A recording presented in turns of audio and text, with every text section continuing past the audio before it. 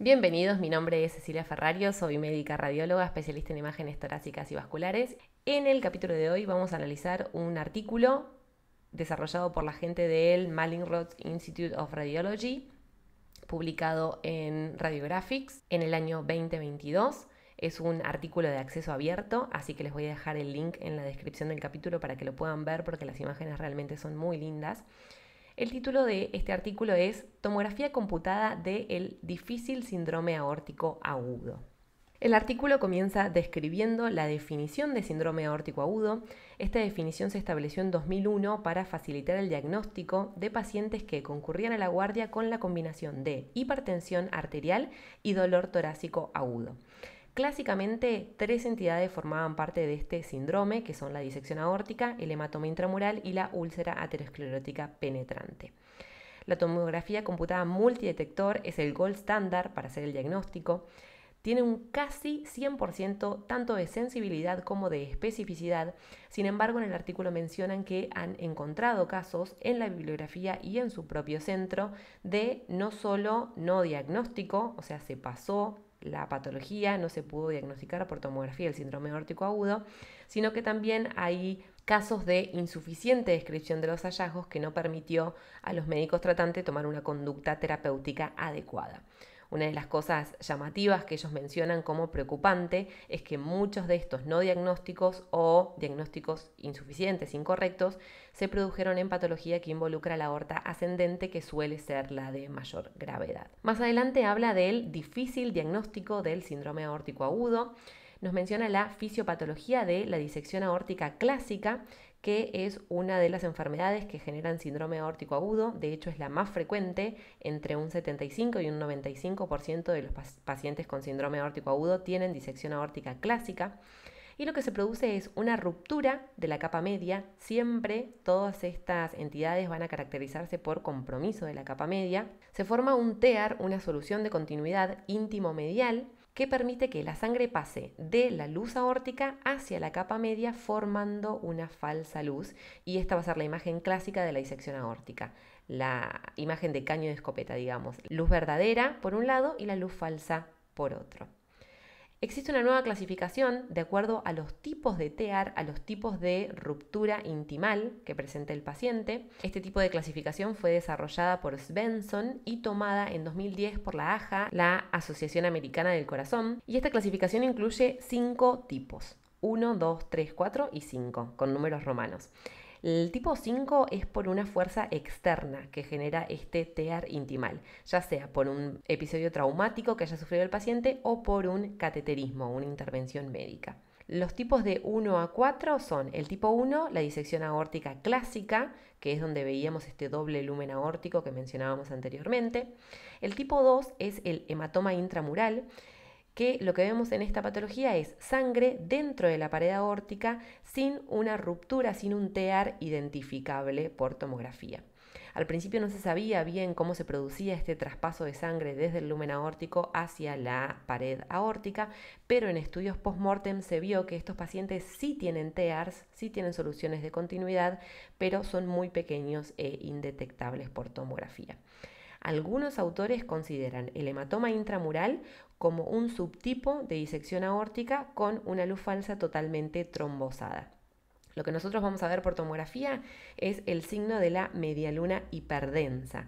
Va a haber un engrosamiento de la pared aórtica que en los cortes axiales se va a ver como una semiluna, y la característica puntual es que en estudios sin contraste se va a ver espontáneamente hiperdenso. Y acá una aclaración: la importancia de hacer el barrido sin contraste en sospecha de síndrome aórtico agudo, porque muchas veces si uno no hace esta secuencia y va directamente al barrido en tiempo arterial, después de la administración de contraste endovenoso, puede no identificar este hematoma intramural, puede confundirlo con un trombo endoluminal, así que es muy importante. Lo que el artículo menciona es que este hematoma intramural tiene un manejo similar a la disección aórtica clásica. Si es de tipo A, o sea, con compromiso de la aorta ascendente, va a ir a cirugía. Si es de tipo B, sin compromiso de la aorta ascendente, puede tener un tratamiento médico, quirúrgico o endovascular de acuerdo a las características del paciente. Vimos 1, vimos 2, ahora de acá salta el tipo 4 y después vamos a ver por qué. El tipo 4 es la úlcera aterosclerótica penetrante, que lo que ocurre es una ulceración de una placa de ateroma que se profundiza y compromete la capa media. Nuevamente, compromiso de capa media, muy importante en síndrome aórtico agudo. Estas úlceras ateroscleróticas penetrantes, o PAU por sus siglas en inglés, pueden complicarse con la formación tanto de un pseudoaneurisma focal, que es importante saber que el pseudoaneurisma focal sacular es distinto del aneurisma fusiforme, que tiene las 3 capas de la aorta, porque el pseudoaneurisma, tiene mayor riesgo de ruptura. Por ende, cuando nosotros diagnosticamos un aneurisma sacular, probablemente secuela de PAU, es probable que al paciente lo operen indistintamente del tamaño porque, como les decía, tiene mayor riesgo de ruptura. Y otro tipo de complicación de la úlcera aterosclerótica penetrante es la extensión longitudinal a través de la pared de la aorta, generando disección aórtica clásica o un hematoma intramural. Fíjense cómo estas 3 entidades están interconectadas. Acá el artículo menciona algo muy interesante y dice que la mayoría de los pacientes con placa de ateroma ulcerada son asintomáticos, no presentan clínica. Entonces ellos deslizan la pregunta de si es correcto asumir que en un paciente con dolor torácico y una tomografía encontramos una úlcera aterosclerótica penetrante, si es real que esta úlcera fue la causa del dolor o simplemente fue un hallazgo incidental. Y lo que ellos mencionan es que si esta úlcera aterosclerótica penetrante se asocia a disección aórtica clásica o a hematoma intramural, es muy fácil porque el tratamiento va a ser de acuerdo a las características de estos dos últimos, pero si la úlcera está aislada es más controversial. Y mencionan que hay hallazgos tomográficos que nos pueden hacer pensar que la úlcera sí fue la causante de este dolor que motivó al paciente a consultar a la guardia. Y esos hallazgos tomográficos son la progresión en el seguimiento del paciente. Digamos, tenemos un estudio previo de no hace tanto tiempo y vemos que esta úlcera aumentó de tamaño, aumentó de profundidad. Y por otro lado, la presencia de signos de ruptura inminente, que para nosotros por tomografía los signos de ruptura inminente son 2. La presencia de un trombo endoluminal hiperdenso en la aorta, eso nos puede hacer pensar que hay un aumento de presiones y un aumento del riesgo de ruptura. Y por otro lado, la rarefacción de los planos grasos periaórticos, ya sea en mediastino o en retroperitoneo. Esos 2 hallazgos nos tienen que hacer pensar que este paciente puede estar teniendo un riesgo aumentado de ruptura. Y acá vamos al tipo 3, que en realidad para mí es el foco del artículo, porque menciona que el tipo 3 de Svensson son TEARs intimales, o sea, soluciones de continuidad de la íntima sin formación de hematomas ni de falsa luz. Este tipo 3 está diagnosticado en el intraquirúrgico y en general no se diagnosticó por tomografía. Se lo describe como disecciones incompletas o TEARs intimales limitados, y lo único que vamos a ver en tomografía, si es que vemos algo, es un abombamiento focal de la pared de la aorta con poca ateromatosis regional, porque si viéramos esa lesión como en saca bocado, ese abombamiento, en un contexto de severa ateromatosis, lo primero que vamos a pensar es en una PAU, en una úlcera aterosclerótica penetrante.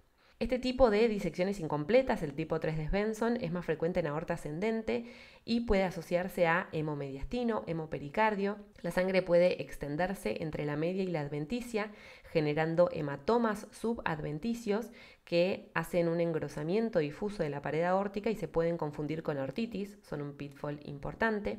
Y lo que dice el artículo es que si existen dudas en un estudio sin gatillar, con respecto a este diagnóstico, lo ideal es hacer un estudio gatillado, en donde la adquisición de las imágenes va a estar coordinada con el electrocardiograma para reducir los artefactos por movimiento del corazón. Hay datos clínicos que también nos pueden ayudar en el diagnóstico. Dice el artículo que este tipo 3 de Svensson o disección incompleta se da más en pacientes jóvenes que tienen poca ateromatosis, pero enfermedades del colágeno o antecedente de válvula aórtica bicúspide, que son 2 factores que aumentan el riesgo de padecer esta patología. Seguimos avanzando en el artículo y nos habla de la importancia del realce. Para hacer una buena evaluación de síndrome aórtico agudo, en el caso de que exista sospecha, tenemos que hacer un barrido sin contraste, un barrido arterial y eventualmente podríamos hacer un barrido venoso y un barrido tardío, pero esos 2 últimos los deja a criterio de cada profesional, de cada centro. Y lo que menciona es que puede haber una dificultad cuando no hay una sospecha clínica original, Quizás el paciente no tiene hipertensión sistémica y el dolor torácico es inespecífico. El paciente puede venir a hacerse una tomografía, pero para descartar tromboembolismo de pulmón, y cuando hacemos ese tipo de tomografía puede ser más difícil por la falta de opacificación de la aorta que hagamos un buen diagnóstico de síndrome aórtico agudo, de las patologías que conforman este síndrome. Y por último, con respecto al contraste, dice que estemos atentos a los artefactos por flujo sanguíneo, ya sea por flujo lento, por flujo turbulento, porque se pueden confundir con flaps intimales y esto no queremos que nos suceda. Sigue avanzando y nos habla de la clasificación y la comunicación. Nosotros, para hablar de síndrome aórtico agudo, siempre nos referimos a la categoría de Stanford, que los categoriza en tipo A si compromete la aorta ascendente y tipo B si no la compromete, digamos, si la patología se extiende desde el nacimiento de la arteria subclavia izquierda hacia distal. Existen nuevas guías de la Sociedad de Cirugía Vascular de Estados Unidos, en donde ellos proponen que es muy importante para el cirujano saber dos cosas. Por un lado, ¿dónde está el TEAR? Exactamente dónde se produjo esa solución de continuidad, si es que la podemos identificar, porque a veces no. Pero si la identificamos, que le digamos exactamente dónde está, y para eso sí seguir usando Stanford A o Stanford B, si es en aorta ascendente. Si yo veo el TEAR, la solución de continuidad, voy a poner que es de tipo A, y si la veo ese TEAR desde la subclavia izquierda hacia distal, voy a poner que es de tipo B. Pero también quieren saber la extensión de la patología de la pared aórtica. Entonces, para eso usan las zonas aórticas nomencladas de 0 a 5, y si yo tengo una disección aórtica clásica con un TEAR distal al nacimiento de la arteria subclavia izquierda, pero que la falsa luz se extiende desde la aorta ascendente hasta la bifurcación ilíaca, voy a poner que esto es una disección aórtica tipo B, subíndice 0,5, o sea, se extiende, el TEAR está distal al nacimiento de la arteria subclavia izquierda, por eso es una B, pero se extiende desde la zona 0 hasta la zona 5, entonces 0,5 como subíndice. Esto es lo que propone el artículo. Nosotros hoy en día no estamos usando esta nomenclatura, lo decimos obviamente oralmente, siempre nuestros médicos cirujanos o cardiólogos hemodinamistas vienen a ver los estudios con nosotros, así que obviamente esto lo charlamos, pero es interesante que se pueda poner en el informe si es que no tenés tanto contacto con tus médicos tratantes. Y por último hace una muy pequeña referencia, pero acá me parece que confunde un poco más de aclarar. En el hematoma intramural tenemos dos tipos de, entre comillas, complicaciones o realces postcontraste, que son las proyecciones en forma de úlcera y las blood pools o piscinas de sangre. Estas son dos tipos de imágenes que se pueden ver en el seguimiento de los hematomas intramurales. Uno es una lesión en sacabocado que se da desde el lumen y se extiende hacia el espesor del hematoma intramural. Esa se vio que tiene un mayor riesgo de complicación del hematoma intramural, por ende quizás es un hallazgo que incentive el tratamiento endovascular del paciente, mientras que las piscinas de sangre, piletas de sangre o blood pools son pequeñas áreas focales de realce dentro del espesor del hematoma intramural y se cree que se deben a irrigación de los vasos de las ramas de la aorta que está comprometida por el hematoma, y estos en general son benignos, no conllevan riesgo de ruptura y suelen autolimitarse en el tiempo. Ya para terminar, nos habla de la ruptura. Ustedes saben que el síndrome aórtico agudo, una de las complicaciones más graves es que se termine de romper la pared de la aorta, no solo haya un TEAR, una ruptura íntimomedial, sino que se complete la ruptura de la media y también se rompa la adventicia, por ende vamos a tener volcado hemático a las diferentes cavidades que rodeen el vaso afectado: mediastino, retroperitoneo, pericardio, pleura. Acá el artículo menciona un dato interesante, yo la verdad es que no lo vi nunca, pero lo voy a empezar a buscar. Si vos haces estudios contrastados seriados en un paciente que tiene síndrome aórtico agudo, lo que mencionan es que puede haber un fenómeno de tercer espacio en donde el contraste que vos le pasaste en el estudio anterior se trasloque hacia alguna de estas cavidades, hacia la cavidad pleural, hacia la cavidad pericárdica, y en tu estudio actual lo que estás viendo es traslocación de ese material de contraste en el líquido pericárdico, en el líquido pleural, y no quiere decir que esos sean restos hemáticos.